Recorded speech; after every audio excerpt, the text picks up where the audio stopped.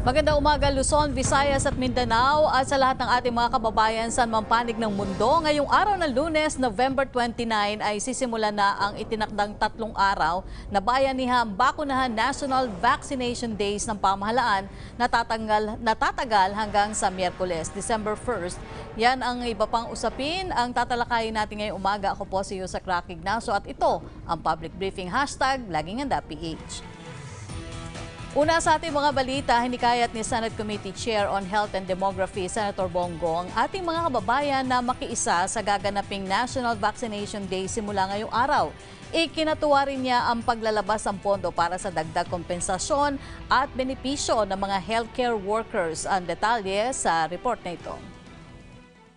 Hinimok ni Senate Committee on Health and Demography Chairperson Christopher Bongo ang mga Filipino na maging bayani kontra sa pagkalat ng COVID-19. Ipakita po natin ang kooperasyon, disiplina at malasakit sa kapwa sa pamamagitan ng pagtulong at pagpapabakuna. Patuloyan niya ang pagtiyak ng gobyerno na mapangalagaan ang kaligtasan at kalusugan ng bawat Filipino. At ang kooperasyon ng bawat isa ay malaking tulong para mapagtagumpayan ang kahit na anumang problema. Dahil sa ating bayanihan, unti-unti na po tayong nakakabangon mula sa epekto ng pandemya upang tuluyan ng manumbalik ang sigla ng ating bayan. Ito pong handog ng bayanihan, bakunahan, ang isa sa mga paraan upang hikayatin ang ating mga kababayan na magpabakuna. Kapag bakunado na, panawagan ni Go, sumunod pa rin sa mga health protocol upang mapigilan ang pagkalat ng virus, lalo na ngayong may panibagong variant nito, ang Omicron. Ipagpatuloy din po natin ang pagsunod sa mga health and safety protocols at pangalagaan natin ang ating kalusugan. Magkaisa at magtulungan po tayo upang talunin ang COVID-19 para sa isang mas ligtas na Pasko at bagong taon. Ngayon pa lang pinasasalamatan na ni Go ang mga sumusuporta sa 3 araw na bayanihan bakunahan. Maraming salamat po sa lahat ng mga medical frontliners, mga kapwa-kawani ko sa gobyerno, mga local government units, private sectors, contact tracers, volunteers at sa mga kababayan nating kalahok sa bayanihan bakunahan.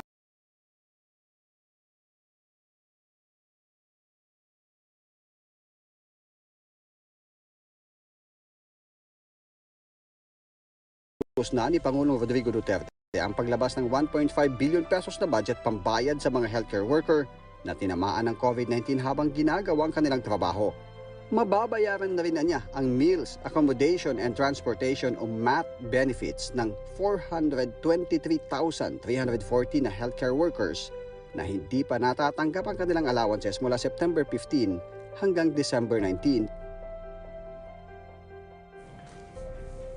Nasa isang mall sa Antipolo ang kasama natin si Naomi Tiburcio para sa inaasahang pagdating at pakikiisa ni Pangulong Rodrigo Duterte ngayong hapon sa nagaganap na National Vaccination Day. Naomi, kumusta ang sitwasyon ngayon dyan?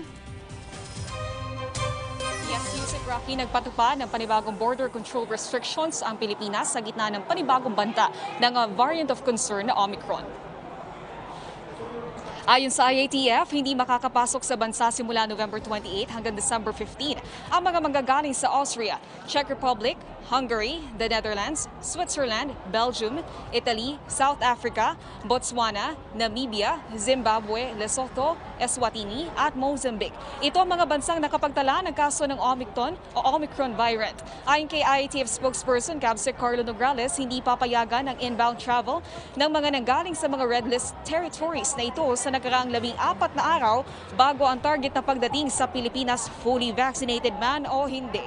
Exempted dito ang mga Pilipinong uuwi sa ilalim ng repatriation at bayanihan flights na dadaan pa rin sa mahigpit na testing at quarantine protocols. Samantala, ang mga nakarating na sa Pilipinas mula sa mga red list countries bago ang November 28 ay kailangang kumpletuhin ang kanilang testing at quarantine protocols. Nilinaw naman ng IATF na sasailalim pa rin sa testing at quarantine protocols ang mga manggagaling sa Hong Kong na nasa ilalim ng yellow list category. Unang inanunsyo ng NTF na hindi na papayagang pumasok sa bansa ang mga galing sa Hong Kong matapos makapagtala ng kaso ng Omicron.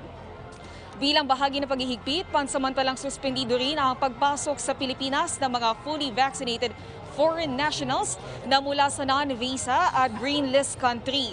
Kung inyo maalala, ito yung naging hakbang ng pamahalaan upang buksan ang turismo sa international travelers. Inatasan naman ng IATF ang Bureau of Quarantine at DILG sa tulong ng mga LGU na hanapin ang mga pasaherong dumating sa Pilipinas 14 na araw bago ang November 29, 2021 mula sa mga bansang nasa red list category. Ito ay upang isailalim sila sa 14-day home quarantine at isailalim naman sa RT-PCR test sakaling magkaroon ng sintomas. Inatasan rin ni Yusek Rocky ang mga LGUs na mahigpit na ipatupad ang minimum health protocols at ang pinaka-importante ay ang pagbabakuna. Kaugnay niyan ay narito tayo sa SM Masinag sa Antipolo, Rizal kung saan inaasahan natin ang pagdalo ni Pangulong Rodrigo Duterte para sa ceremonial vaccination ngayong Bayanihan Bakunahan 2021. Dadalo rito si Vaccine Czar Secretary Carlito Galvez Jr. at Health Secretary Francisco Duque III. 5 kinatawan ang babakunahan ngayon na mula sa A1, A2, A3, A5, pediatric at general population na bibigyan naman ng booster shot alas 12 o alas 2 ng hapon magsisimula ang programa. At ito muna ang pinakuling balita. Balik sa iyo, Yusek Rocky. Okay, maraming salamat sa iyong report, Naomi Tiburcio. 2 linggo na lang po ang 2 linggo nang nakakaraan ng pangalanan ni Pangulong Rodrigo Duterte, ang bagong Chief of Staff ng Armed Forces of the Philippines. Kumustahin natin ang mga plano at paghahandang ginagawa ng AFP sa ilalim ng bagong liderato nito. Makakasama natin ngayong umaga si Lieutenant General Andres Centino. Maganda umaga po.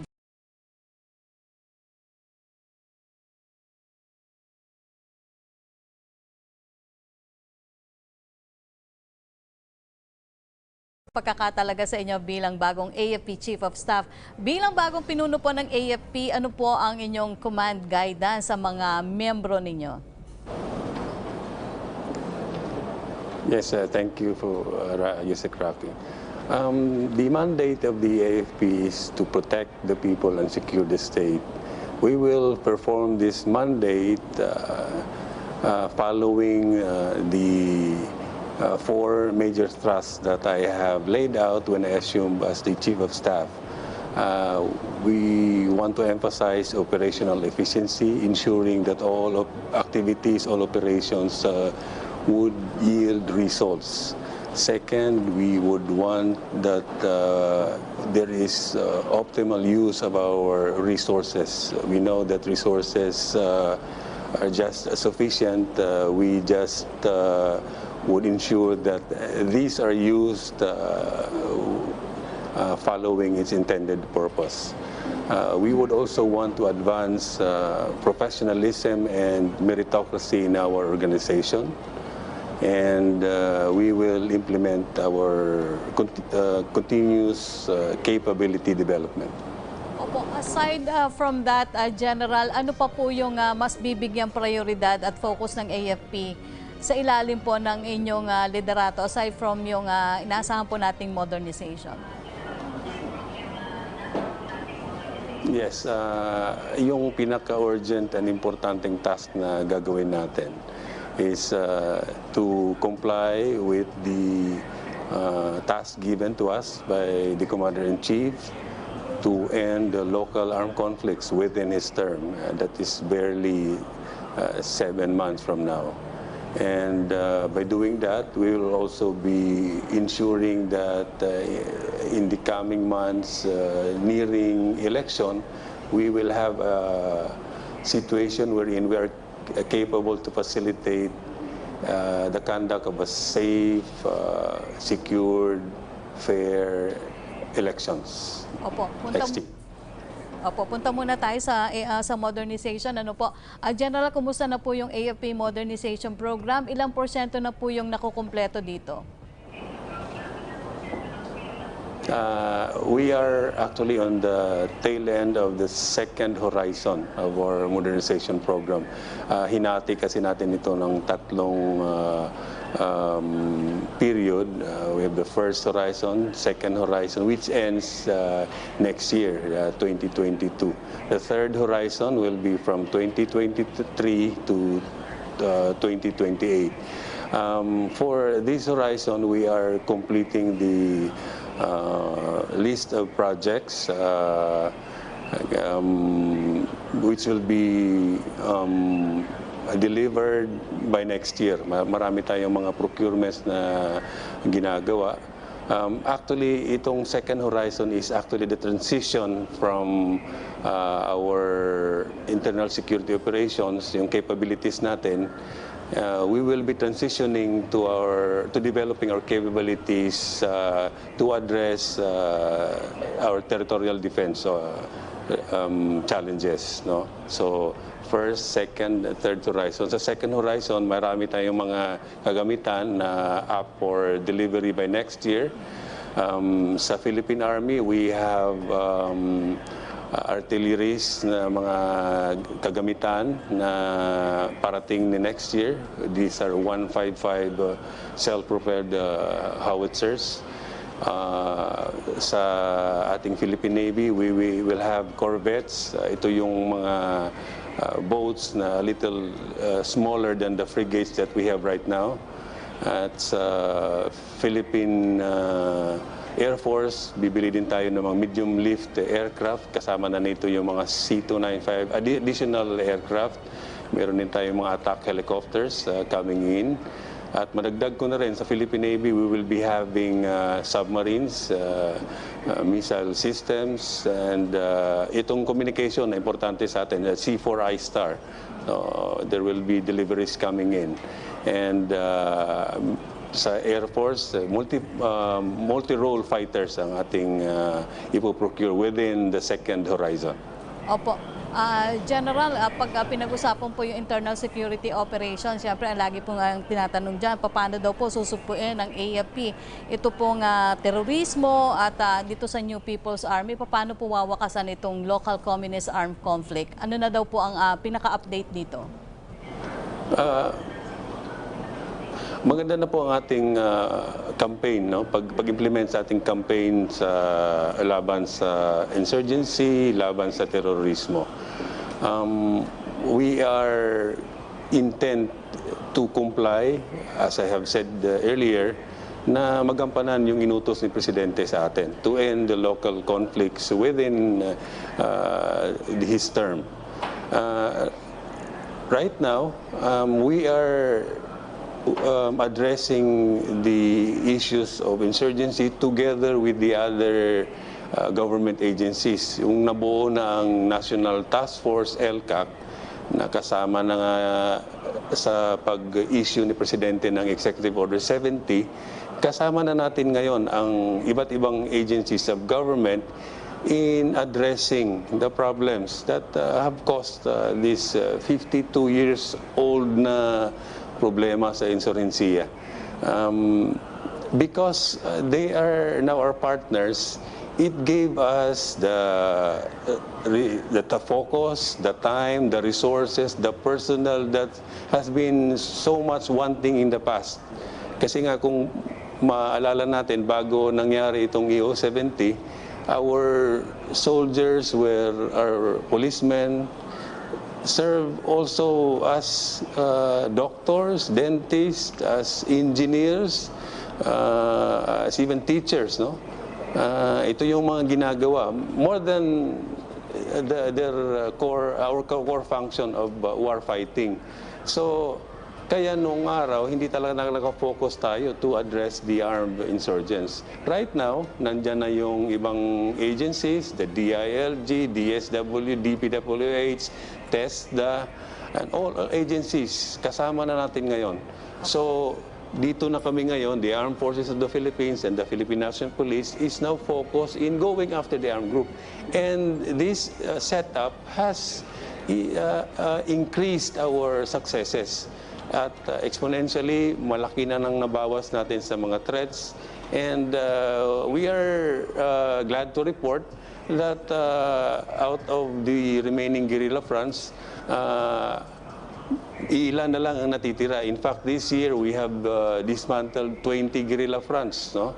So 43 ang natitira, merong 11 na for dismantling. So at the rate that we're going, I am sure that hindi malayo na makomply talaga natin yung inutos ng ating presidente. Especially now that we have the time, the resources, the focus, and the personnel to perform these tasks. Opo. General, permission po, meron pong tanong sa inyo yung kasamahan natin sa media na si Celerina Monte ng NHK Manila. Ito po ang tanong niya, is there a plan to refurbish the dilapidated BRP Sierra Madre or build a permanent structure in Ayungin Shoal under Second Horizon or before the end of President Duterte's term? Ganito ang situation doon. No? In Ayungin Shoal, we have our Navy boat there, LT-57, ang tawag nito BRP Sierra Madre. It has been there since 1999. And since then, we have considered it as a government post, a permanent government post, and it is manned by AFP personnel since 1999 hanggang ngayon. And considering that for the longest time nandun siya, subjected to the elements na nagkakaroon din ng nag-deteriorate. So, dahil may mga kasamahan tayong mga sundalo nandun, we have to also ensure that yung living conditions nila ay maayos. Kaya inayos natin yung tirahan nila doon sa barko na yon. Aside from reprovisioning, we provide supplies regularly, and yan ginagawa ng ating mga forces under the Western Command. Nagpapadala ng mga tao din to replace kasi hindi naman pwedeng matagalan ang pagkadestino doon. So we have regular provisioning of supplies. Yung rotation din ng ating mga personnel ginagawa natin. And kasama na rin doon yung pag-ayos ng kanilang mga tirahan doon. General, makakasiguro po ba yung taong bayan daw po na hindi makikiisa sa partisan politics ang mga miyembro ng Armed Forces of the Philippines? Yes, Yusek Raki, you can be assured that the public can be assured that as a professional organization, the armed forces will be non-partisan. We will perform our mandate of ensuring fair elections. Nagagawa na natin to in the past. No? We have proven that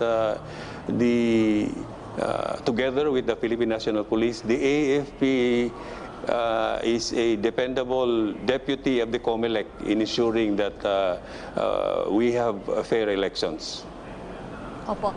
General, ano naman daw po mga dapat na asahan sa nalalapit na selebrasyon ng 86th founding anniversary ng Armed Forces of the Philippines at paano nyo po ipagdiriwan ito sa gitna ng pandemya? Ang ating 86th anniversary, ang ating theme ay AFP at 86, kalasag ng Pilipino, kaagapay ng mamamayan, lalaban para sa kapayapaan, sa gisag ng kadakilaan. So we have gone this for 86 years already, and we will celebrate, although considering the times, we will have a simple celebration. And this celebration will be focused towards honoring our men and women of the armed forces who, most especially those assigned in the far-flung detachments of our outposts. Kasi sabi ko naman noon na the armed forces of the Philippines, the Philippine Army, the Philippine Navy, the Philippine Air Force is not confined here in the headquarters. It is out there where our soldiers, our sailors, our airmen are deployed sa mga malalayong lugar. So that is the intent of the celebration. We make sure that the heroism and the professionalism of our soldiers will be recognized. Opo. Panghuli na lang, General, ano na po ang partisipasyon ng Armed Forces of the Philippines para suportahan ang ating National Vaccination Days ng pamahalaan na nagsimula po ngayong araw? Yes, kami ay na-task ng ating national government to be a partner in ensuring that we're able to contribute to the national vaccination effort. No? Ang mga ginagawa natin ay meron tayong mga liaison teams in the different areas of the country. We have mobilized our personnel from the Army, the Navy, and the Air Force, coordinating with the other agencies of government para ma-implement talaga natin yung pagpabakuna ng ating mga kababayan. We have also created within the AFP units vaccine action teams. Sila ay binubuo para madideploy sa mga iba't ibang lugar kung saan kailangan. And we have also put on alert our equipment. We have our air assets, ang ating mga kagamitan for transport of the vaccines are being readied so that when needed, agad-agad natin silang ma-deploy. Opo. Daghang salamat po, Chief of Staff Lieutenant General Andres Centino ng Armed Forces of the Philippines. Congratulations po, Leta General. Maraming salamat ulit, Yusek Rocky. Tumungo naman tayo sa lungsod ng Marikina kung saan formal na binuksan ang 3 araw na bayanihan bakunahan vaccine drive. Nakatutok doon si Luisa Erispe. Luisa? Yusek Rocky, 30,000 doses ng COVID-19 vaccine ang target ng Marikina City na maiturok ngayong National Vaccination Drive. Kumpiyansa naman ng LGU na maaabot ito ng lungsod. Umarangkada na sa Marikina City ngayong araw ang National Vaccination Drive na isinasagawa ngayon sa buong bansa. Marami ang pumila para magpabakuna dahil tumatanggap ng mga walk-in vaccinees ang lungsod. Halos mapuno ang Marikina Sports Center.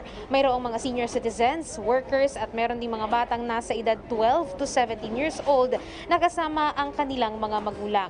Ayon kay Marikina City Mayor Marcy Teodoro, kumpiyansa sila na maaabot ng 10,000 target sa Marikina City ngayong araw at 30,000 nga sa buong 3 araw ng vaccination drive. Bukod kasi sa mga taga Marikina, tumatanggap din sila ng mga magpapabakuna mula sa mga taga-ibang lungsod. Ang iniingatan lang nila ay baka may makasingit na mga magpapa-booster shot.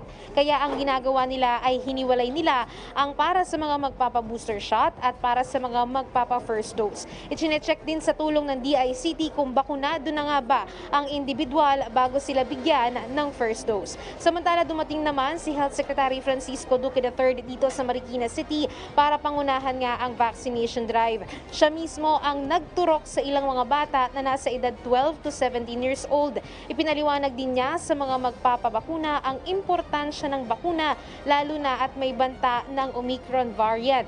Ayon kay Duque, kung napatunayan na epektibo ang antidote sa iba pang variant, isa rin ito sa solusyon para maiwasang lumaganap pa ang panibagong variant sa bansa. Sa ngayon naman, anya, wala pang konkretong pag-aaral kung gaano nga ba kabagsik ang Omicron variant.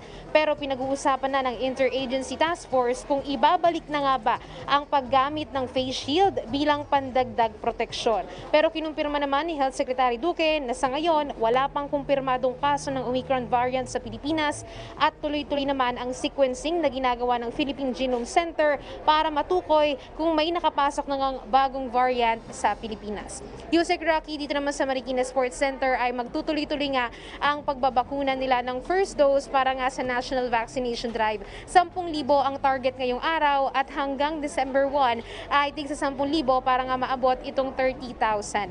At Pfizer vaccine naman ang ginagamit na bakuna para nga dito sa Marikina City. At yan na muna ang latest mula rito sa Marikina. Balik muna sa iyo, Yusek Rocky.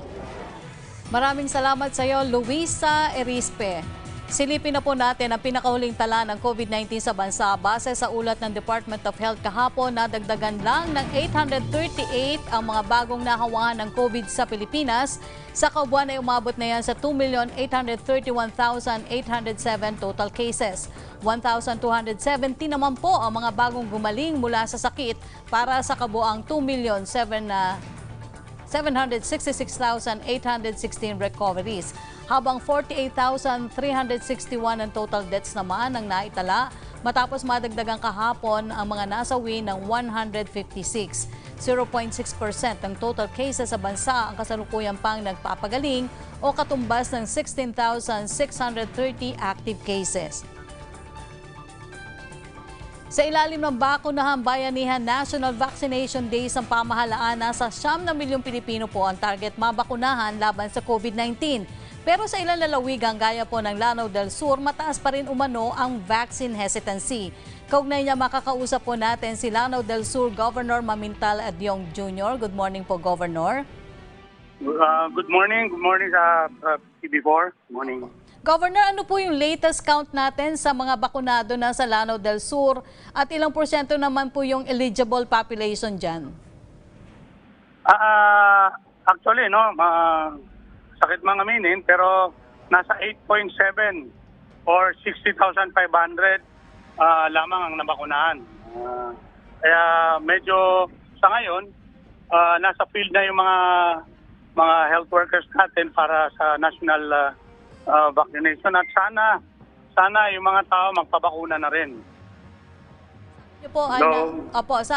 Sabi nyo nga po nasa pila na, pero ano daw po yung possible side effects daw po ang numero unong ikinatatakot ng mga kababayan natin sa Lanao del Sur, Governor, kaya ayaw nila magpabakuna? O ano po ang ginagawa ang paraan ng provincial LGU para po hikayatin sila?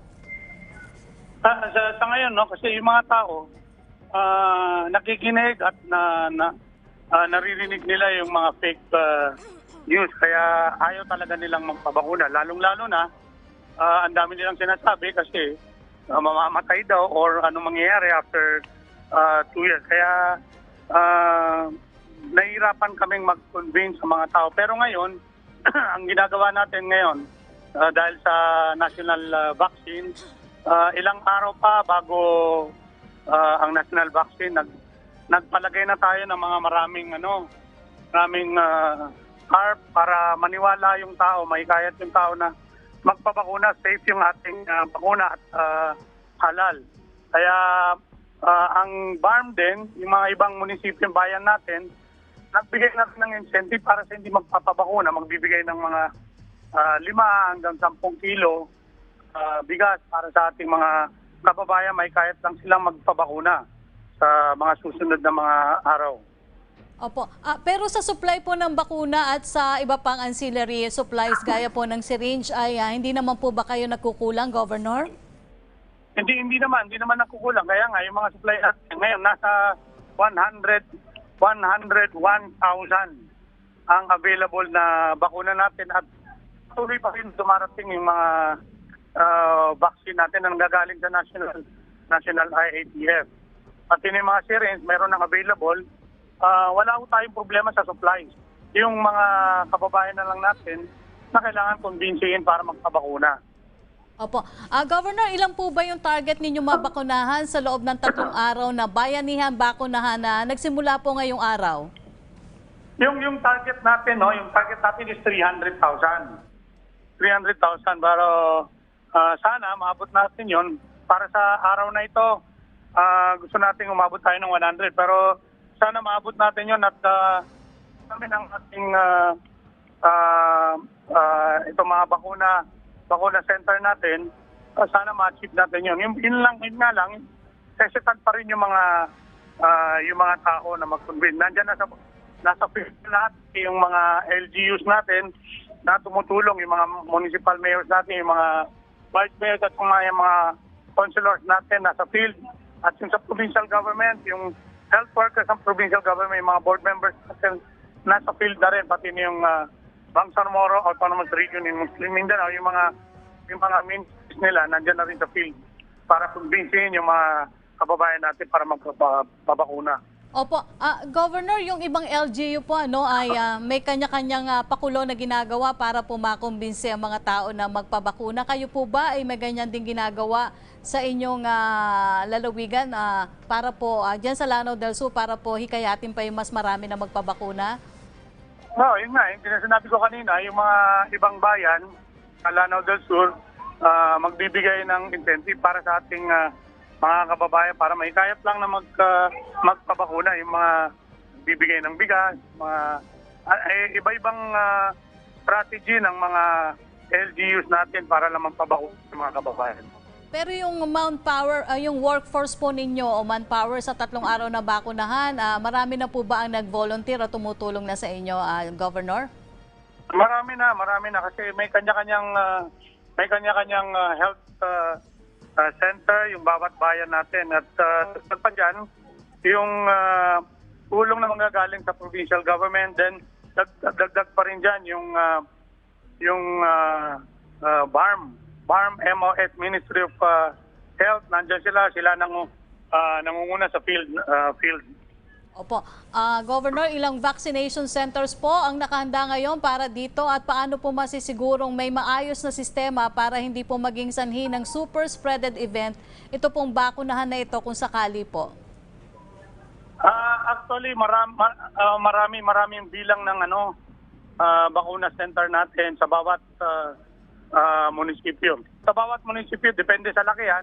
Kaya nasa more than 10, more than 20. Iba-iba kasi ang laki ng bayan ng Lanao del Sur. We have 39 municipalities. Kaya hinati-hati yung bawat opisyal ng BARM at yung provincial government para lang may paabot natin sa ating mga kababayan. Opo.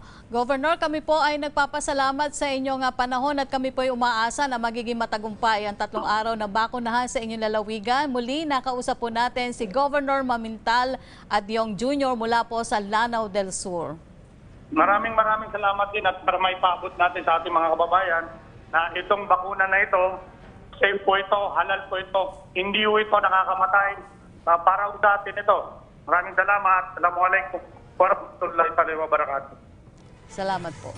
Samantala, muling nag-ikot ang tanggapan ni Senator Bongo kasama ang ilang ahensya ng pamahalaan sa 12 bayan ng Surigao del Norte para mamahagi ng ayuda sa nasa 8,000 residente doon. Dito po nagpaalala rin ng senador kasunod ng pagkakadiskubre nga sa Omicron variant ng COVID-19. Narito ang report. Sa pagkakadiskubre ng bagong variant ng COVID-19 na tinawag na Omicron variant, hinimok ni Senator Bongo ang mga Pilipino na sumunod pa rin palagi sa pinaiiral na health protocol kahit pa bakunado na. Pero samtang padayon ang pagbakuna, sunod sa mga health protocols. Face mask, face shield, social distancing, ug hugas ug kamot. Ug ayaw kumpiyansa kay delikado pa ang panahon na mga niabot nga mga bag-ong variant. Ginawa ni Senador Go ang panawagan kasabay ng pagpunta ng kanyang outreach team sa Surigao del Norte para maghatid ng tulong sa mga pinakaapektado ng pandemya. Bayanihan at kooperasyon na niya ang susi para maiwasan ang pagkalat ng virus. Bayanihan sa pagpapabakuna at kooperasyon sa pagtalima sa health protocol. Kailangan po nating magtulungan, kailangan po nating magkaisa. Ito po ang panahon ng pagtutulungan. Hindi po ito ang panahon ng pagsisisihan, hindi po ito ang panahon ng pagsisiraan. Ito po ang panahon ng pagtutulungan at pagmamalasakit sa ating kapwa Pilipino. 3 araw na nag-ikot sa 12 bayan sa Surigao del Norte ang outreach team ni Senador Bongo para maghatid ng tulong gaya ng mga grocery, mask, vitamins, bike, sapatos at computer tablets. Umabot sa mahigit sa 8,000 na mga benepisyaryo ang natulungan. Pinansyal na tulong naman ang dala ng DSWD bilang tulong sa mga dumaranas ng krisis na dulot ng pandemya. Mayroon ding ayuda ang DTI at TESDA sa mga kwalipikadong benepisyaryo. Nagpasalamat ako sa sinasabi ko na nagtagaan ako ng DSWD, nakadawat ako sa buhay. Sa pagkakas ako sa mga na nakadawat sa dahil nagigatan sila ng buong ako na siya gamiton sa ako pag-eskwela. Salamat ka doon kawadaw sa ini na mga hinabang ni Bongo. Natagatag sa amo, kay dako ka doon natabang sa ako, ilabi na kay kayo ako bata, way ama. Sa dako ka doon ako napasalamat ng Bongo na nakasunod. Gajod kami sa ini na indigent na tuhan. Hinabang ni Jal. Untana, jaw pa yung sunod na mga hinabang ni Bongo na ihatag diri sa Del Carmen, sa Surigao Island, kay dako ka dyan natabang sa amo. Salamat sa wadyo. Mayroon ng malasakit center sa Caraga Regional Hospital sa Surigao City at sa Surigao Island Medical Center sa Dapa na maaring lapitan sa oras na kailangan ng pinansyal na tulong sa kanilang pagpapagamot. Meron ho kayong mga pasyente kailangang dalahin sa Maynila, sa Heart Center, sa NKTI, sa Orthopedic, magsabi lang po kayo, bukas po ang aming tanggapan at handang tumulong po sa inyo sa abot ng aming makakaya. Ilang oras mula nang magbukas ang mga vaccination hub sa bansa, alamin natin ang update sa unang araw ng bayanihang bakunahan sa command center ng NVOCSIA sa PICC si Mark Fetalco. Mark?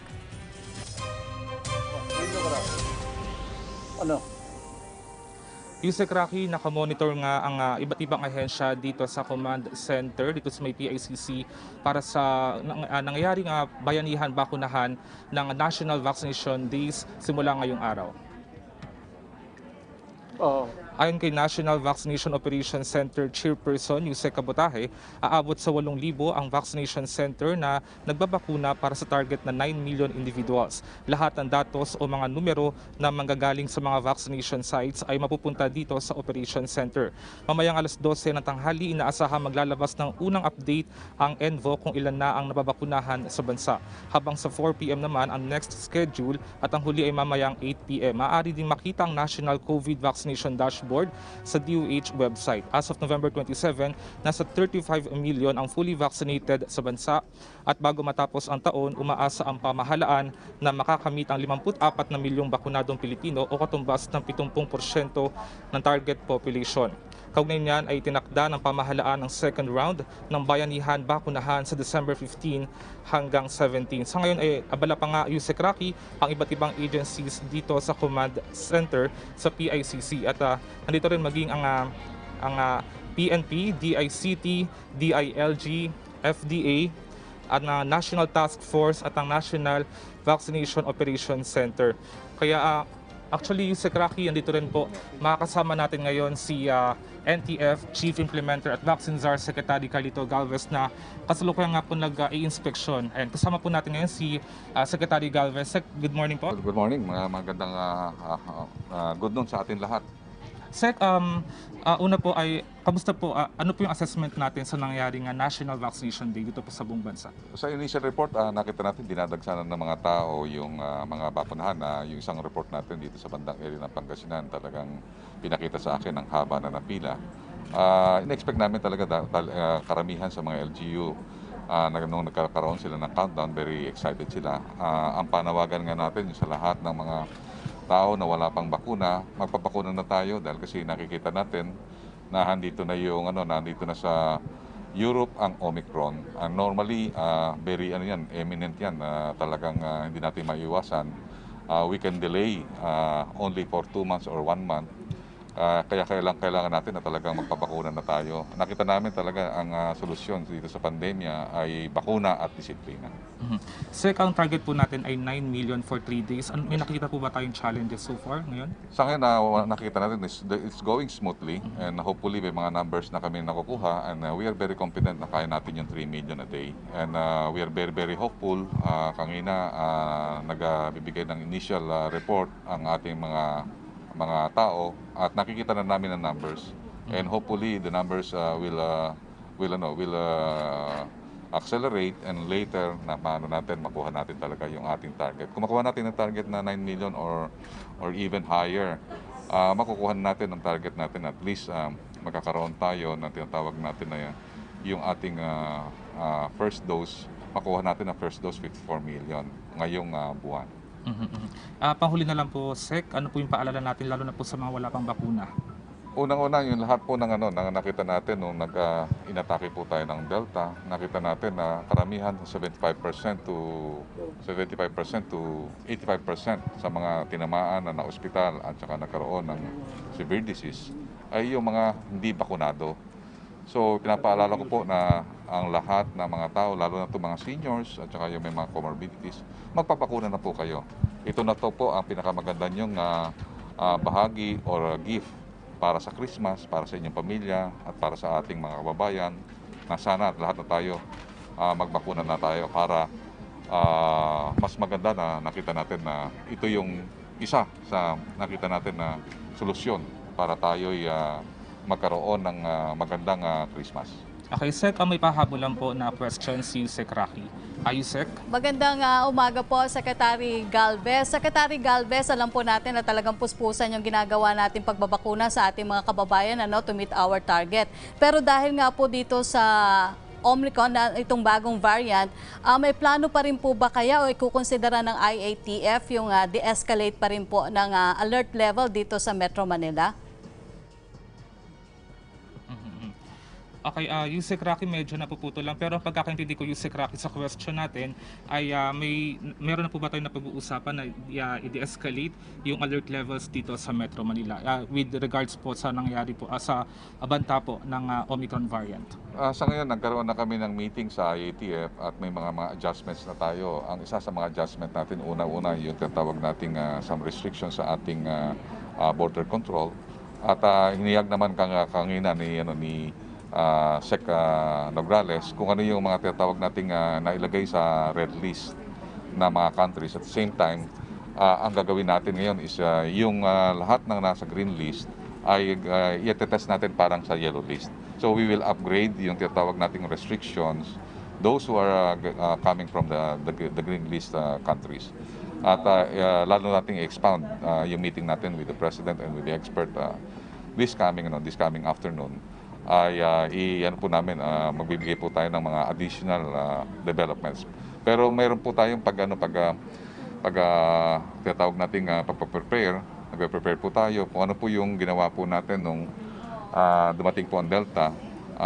Tayo nagkakaroon na ng mga inventaryo ngayon sa ating mga hospitals, yung mga personals natin, yung mga treatment facilities at saka yung treatment therapies. Inahanda na po na ngayon ng DOH at mayroon pong directive ang DOH na talagang magkaroon tayo ng scale-up ng preparation sa ating pandemic response. Opo. Sec, may panghuli na lang po na tanong si Yusek Rocky. Opo, panghuli na, pag sinabi niyo nga po na kailangan pa rin paigtingin yung ating paghahanda laban dito sa bagong variant. Pero ikinukonsidera pa po ba ulit ng IATF yung posibleng pagpapagamit pa rin ng face shield? Okay. Sec, pinapatanong po ni Yusek Rocky kung kinoconsider na po ba natin na ibalik yung requirement ng face shield, lalo po ngayon na mayroon pong Omicron variant. Nakita po natin na sa ating protocols, pagka nagkaroon tayo ng higher alert levels, ay pwede natin ibalik yung face shield. Sa amin po na Sec Duque, ang amin po pananaw, lalo na sa DOH, kung ano po ang pwedeng additional protections na pwede po sa atin. Ang pagkakaalala po namin na talagang malaki ang naitulong ng face shields na makontra natin yung paglaganap ng Delta. Many experts, even from WHO, they believe that even though tayo lang ang gumagamit ng face shield, ako sa paniniwala ko kasi kami ang nag-recommend previously ng face shield at nakita natin na talaga nung ginamit natin face shield, bumagsak yung kaso dito sa Metro Manila. With that po, thank you so much po, Secretary, sa inyong panahon dito po sa PTV Laging Handa. Yusek Rocky. Maraming salamat, Yusek Rocky, at magpabakuna na po tayo at ang ano po natin talaga, bakuna at disiplina, ito ang ating solusyon sa pandemya. Maraming salamat. Yusek Rocky. Maraming salamat kay Secretary Galvez at maraming salamat din sa iyo, Mark Fetalco.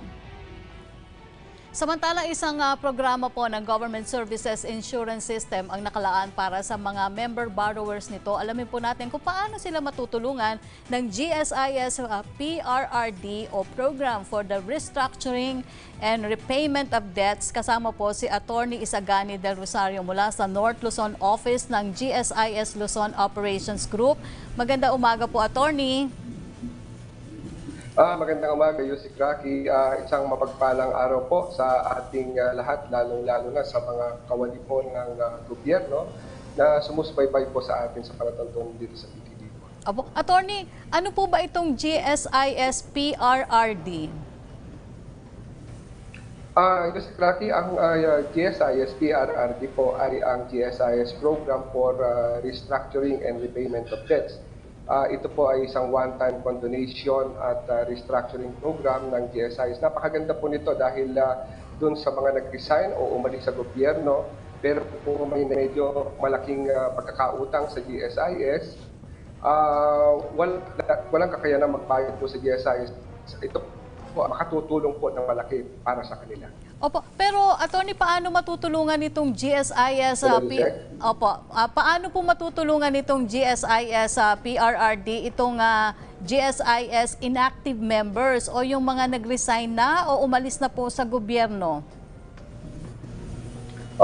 Yusek Rocky, ikukondon po kasi pagka nag-apply po sila dito sa GSIS PRRD, lahat po ng penalties at saka ng surcharges po sa kanilang pagkakautang na tumakbo o nadagdag po dun sa kanilang outstanding balance dahil po ito hindi nabayaran, yan po ay makukondon sa GSIS PRRD. Pangalawa po, makakatulong din po itong GSIS PRRD sa pagtaas po ng collection efficiency ng GSIS. Opo, pero hanggang kailan po pwedeng mag-apply dito sa GSIS PRRD? Nako, medyo malapit-lapit na po ang ating deadline po dito sa GSIS PRRD. Hanggang December 29 na lang po, 2021.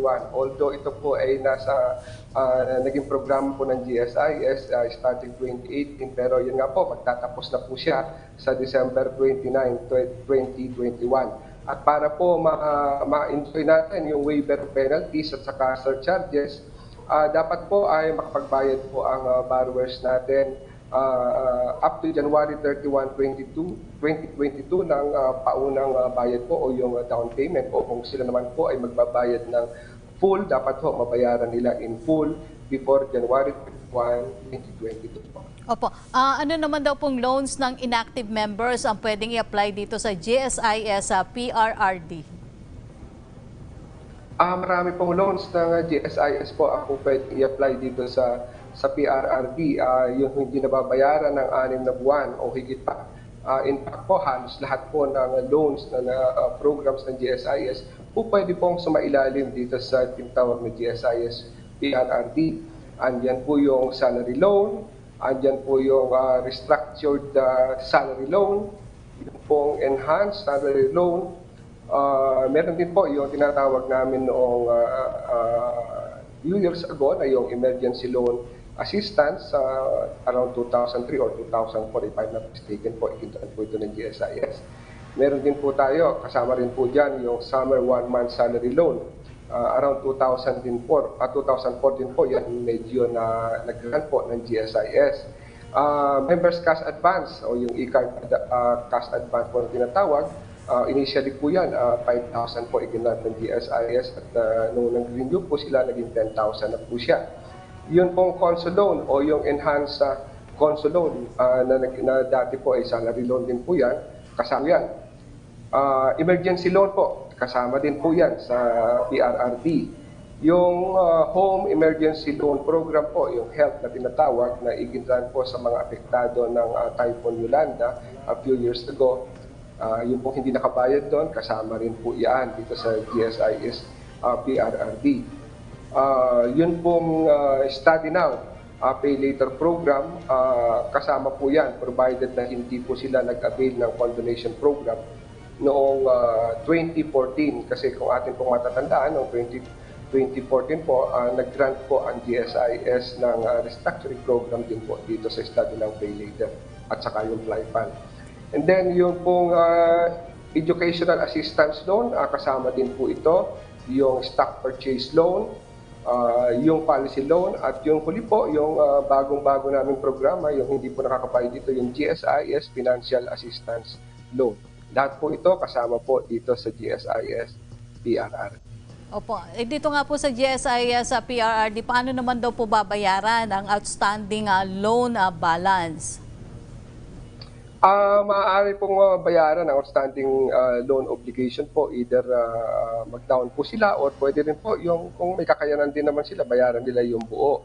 So ang minimum po ay 10%, pwede po yan dagdagan, depende po sa kakayanan ng ating empleyado or ng borrower ng GSIS. At pagkatapos po, i-restructure po ang natitirang balanse based po sa terms and conditions po ng ating programa. Pero attorney, gaano po katagal babayaran ang balance ng utang sa GSIS PRRD? Pwede po yung si Kraken na ito ay mas maikli, pero ang maximum po period natin is hanggang 3 taon po. Opo, ito yung talagang laging tinatanong, ano po ang documentary requirements para po makapag-avail ng GSIS PRRD? Nako, simpleng-simple rin po ang documentary requirements. Yun lang pong application at saka dalawang ID po na may kasamang naka-indicate po ron yung date of birth po ng ating borrower. Yun po sa ID po, pwede pong yun lahat po ng government issued IDs, ino-honor po namin sa GSIS. Example po dyan, yung office ID, yung driver's license po, yung PRC ID. Pwede rin po yan, senior citizens ID, and even yung sa 4-piece po o yung sa NBI clearance at saka yun pong passport po pwede po provided yun po ay within the validity period. So basically po lahat po ng IDs na ini-issue po ng gobyerno po pwede po yan gamitin para suporta po o pang-support dito sa application natin sa PRRD. Okay, maraming salamat po sa inyong impormasyon. Muli nakasama natin si Attorney Isagani Del Rosario mula po sa GSIS Luzon Operations Group. Salamat po, Attorney. Marami pong salamat at mabuhay po tayong lahat. Para magbigay naman po ng klarifikasyon sa pagbiyahe ng ating mga kababayang OFW mula sa mga teritoryong kinakitaan ng bagong Omicron variant, makakausap po natin si OWA Administrator Attorney Hans Leo Kakdak. Magandang umaga po, Attorney. Magandang umaga, Yusek, at sa inyong mga tagapakinig, tagapanood. Magandang umaga po. Opo, Attorney, nagkaroon po ng kalituhan itong weekend tungkol sa mga flights po mula Hong Kong. Ano po ba ang kasalukuyang sitwasyon ngayon? Maari pa bang umuwi ang mga Pilipino pabalik ng Pilipinas, lalo na po magpapasko na kasi?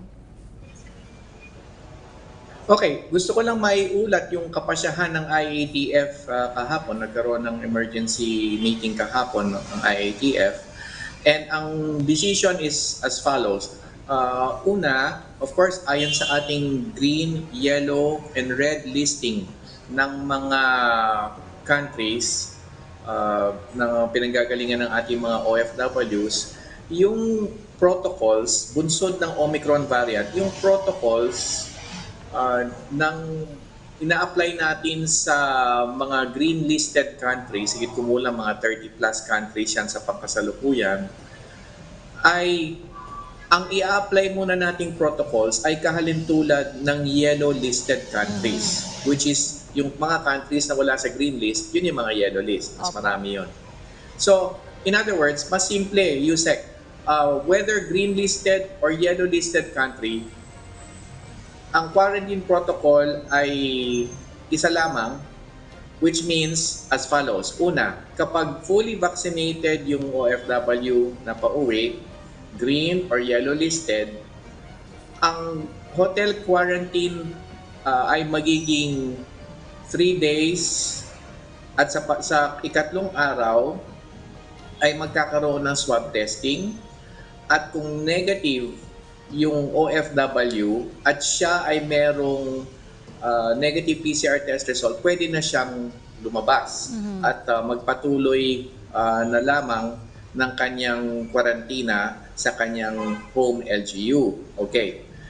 Ngayon, yung condition, isa pang condition pala dyan na hindi ko lang nabanggit is dapat merong PCR test result mula sa host country na 72 hours ang visa na dala yung OFW. Okay? Pangalawa, pagka hindi fully vaccinated yung OFW, on the 5th day of facility quarantine, not fully vaccinated, ay magkakaroon naman ng swab testing on the 7th day of stay sa quarantine facility.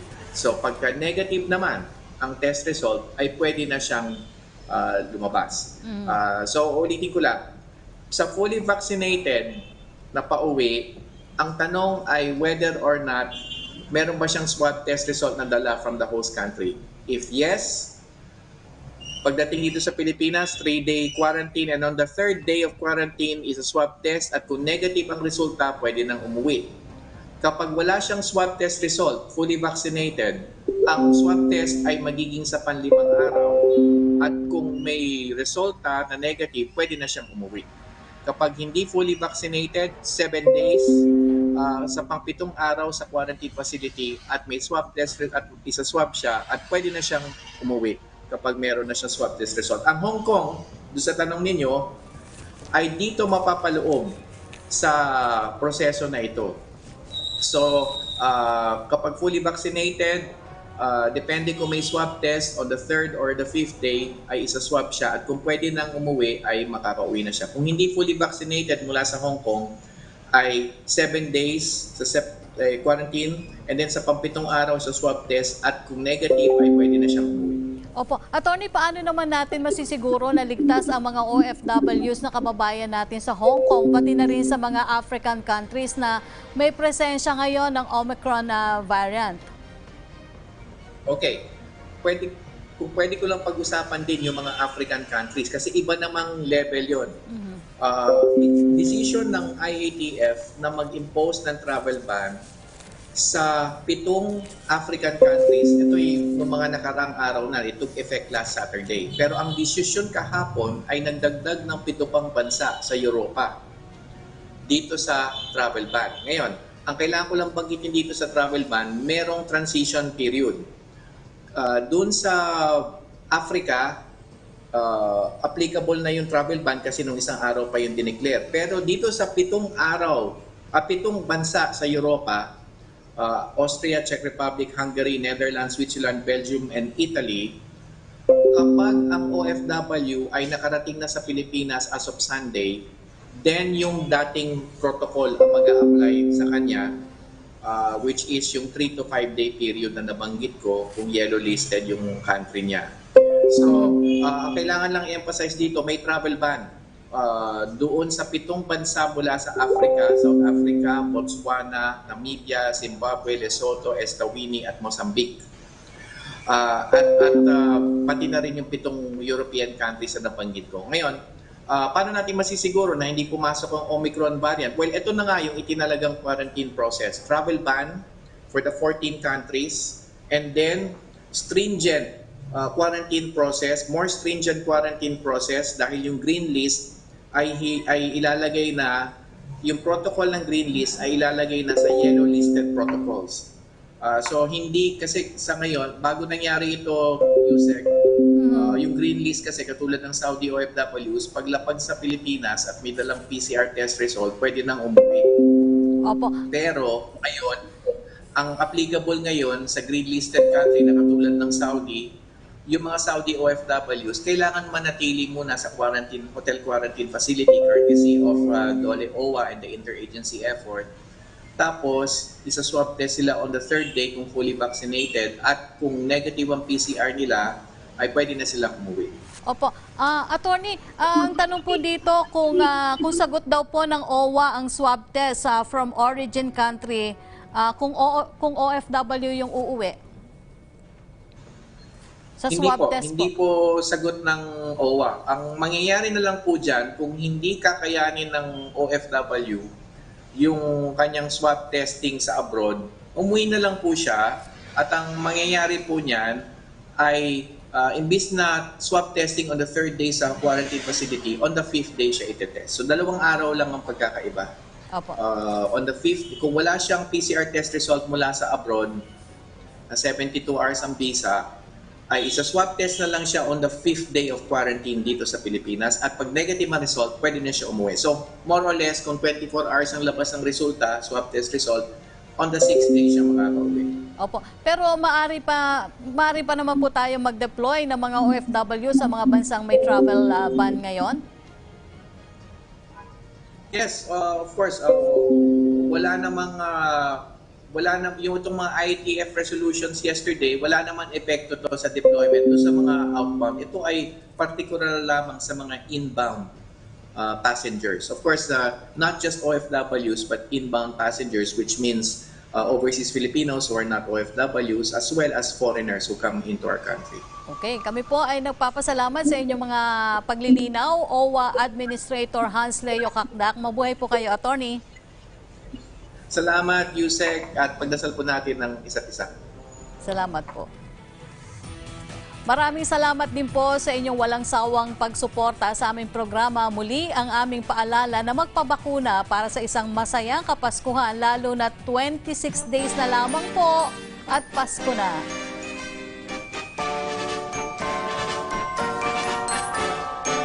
Ako po ang inyong lingkod, Diyos sa Crack Ignacio, at